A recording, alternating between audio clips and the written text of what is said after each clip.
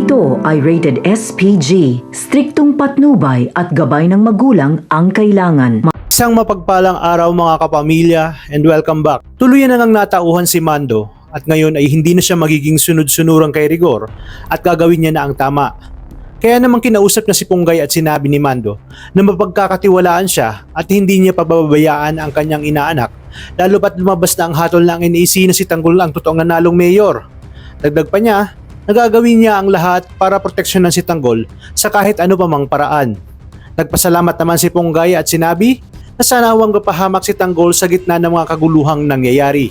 Sa kabilang banda, kinausap ni Roberto ang kanyang mga kapulisan at sinabi na gawin na ang lahat upang mapaalis ang mga nagpoprotesta.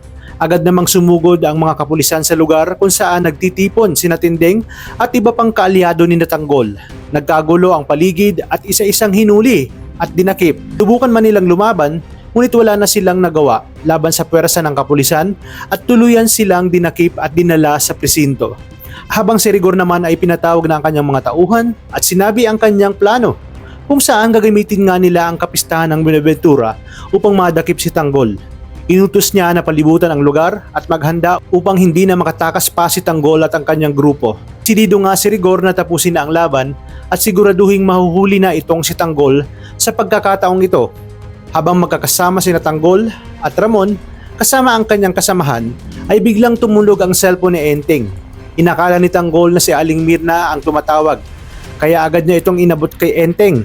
Ngunit nang sinagot ni Enteng ay si Rigor ang kanyang nakausap. Sinabi nito na pumunta sa Buenaventura at siguraduhin nito na kasama niya si Tanggol at gagawin niya lamang ito sa loob ng isang oras. Dahil kung hindi ay hindi niya na makikita pang muli ang kanyang nanay Mirna. Dahil sa mga narinig ni Enteng ay nanlamig siya at hindi makapagsalita.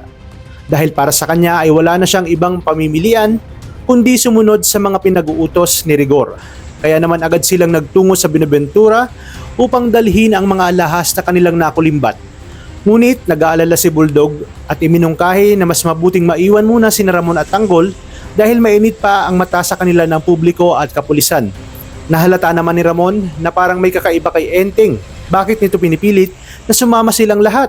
Sinabi ni Ramon na tama umano si Bulldog at dapat silang maghintay ni Tanggol para may backup sakaling may hindi magandang mangyari. Sa pagdating naman ni Enteng ay agad silang tinutukan ng baril ng mga asset na pulis. Nagulat ang lahat at hindi makapaniwala sa mga nangyayari. Nakiusap si Enteng sa kanyang mga kaibigan na wag na lamang gumalaw upang hindi na sila masaktan. Napansin ni Bulldog na si Enteng lamang ang hindi tinutukan ng baril. Kaya dito na pagtanto niya na tinraidor silang lahat ni Enteng, lalo na nang dumating itong si Mang Rigor. Gulat na gulat ang mga kaibigan ni Tanggol dahil sa pagtatraidor na ginawang ito ni Enteng. Habang sa malayo ay patuloy pa ring naghihintay sina Tanggol at Ramon. Walang kaalam-alam na nagsisimula na ang pagtataksil at pagtatraidor nitong si Enteng. Kaya naman, nang makaranig sila ng alingaw-ngaw ng putok ng baril, agad nagmadali si Tanggol upang hanapin ang kanyang mga kaibigan. At nang nakarating siya ay dito, mambulad sa kanya ang duguan niyang mga kaibigan kung saan si Enteng mismo ang may gawa at nagpahirap sa kanila. Nalaman niyang nagtraidor ito dahil kay Rigor.